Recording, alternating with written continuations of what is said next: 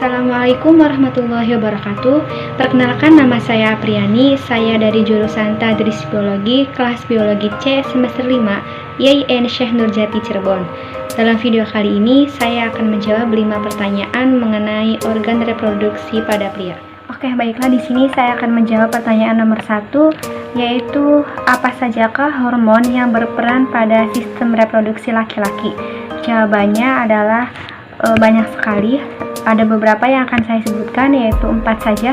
Yang pertama ada hormon FSH atau follicle stimulating hormone, yaitu hormon ini sangat penting karena berperan agar sistem reproduksi pada pria ini dapat menghasilkan sperma.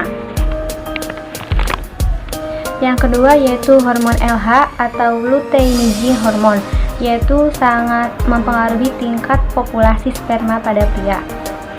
Hormon yang ketiga yaitu hormon testosteron, yaitu hormon yang berfungsi untuk mengendalikan gairah seks atau misalkan dapat memproduksi sel sperma dan juga dapat memadatkan tulang. Selain itu ada satu hormon lagi, yaitu hormon estrogen, yang mana hormon ini mempunyai fungsi untuk mengontrol kesehatan pada sperma. Nomor 2 yaitu bagaimana proses spermatogenesis. Oke, spermatogenesis adalah suatu proses gametogenesis yang terjadi pada pria yang melalui dua cara pembelahan, yaitu pembelahan meiosis dan pembelahan mitosis.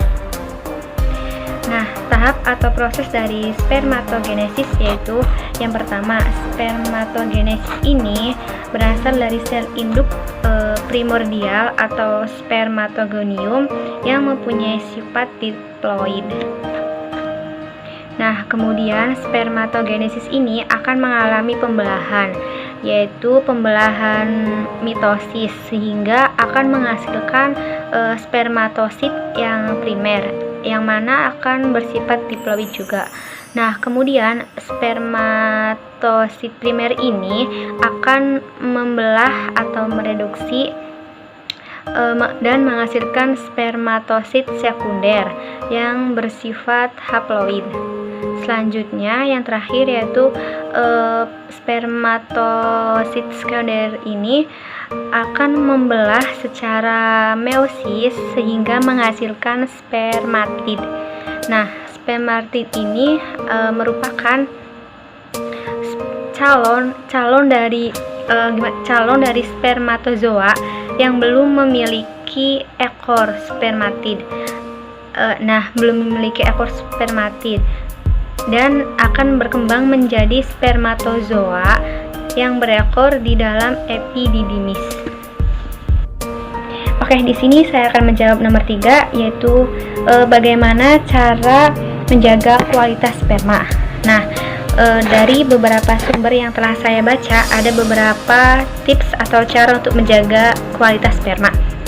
Yang pertama ini yaitu olahraga secara rutin atau olahraga rutin, karena dengan olahraga ini dapat meningkatkan kadar hormon testosteron, yang mana hormon ini akan menjaga atau meningkatkan kualitas pada air mani yang ada pada pria. Kemudian yang kedua yaitu menjaga asupan atau pola makan di setiap harinya, yaitu bisa mengonsumsi 4 sehat 5 sempurna, atau disarankan dengan menjaga pola makan buah-buahan.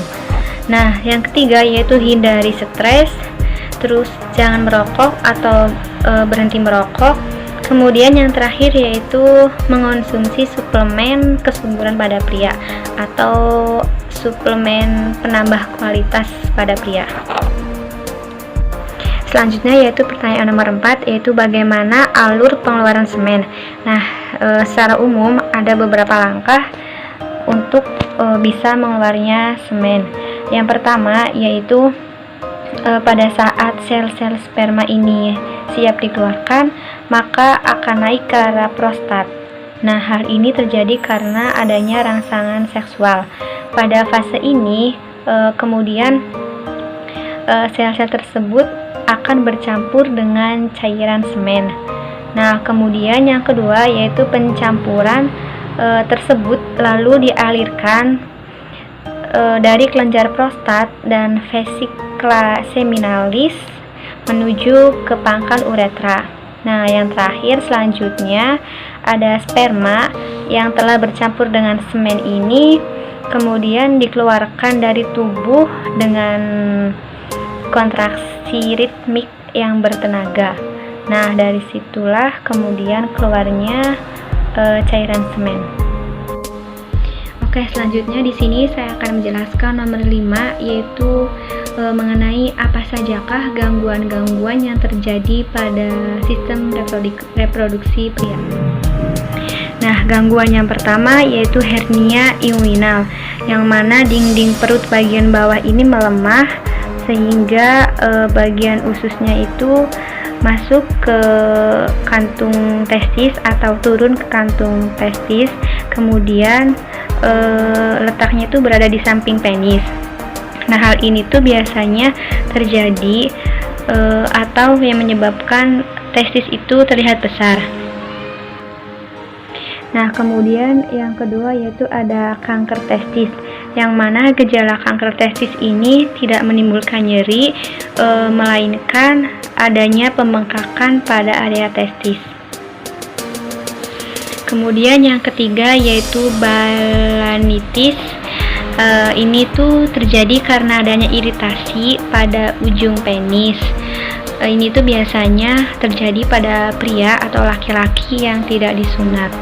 Yang terakhir yaitu ada hidrokel, yaitu yang mana kondisi ini itu terjadinya penumpukan atau penuh pada kantung testis, yang mana di dalamnya itu terdapat cairan-cairan yang mengelilinginya.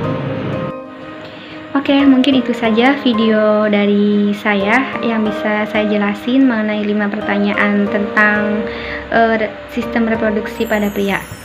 Kurang lebihnya mohon maaf. Assalamualaikum warahmatullahi wabarakatuh.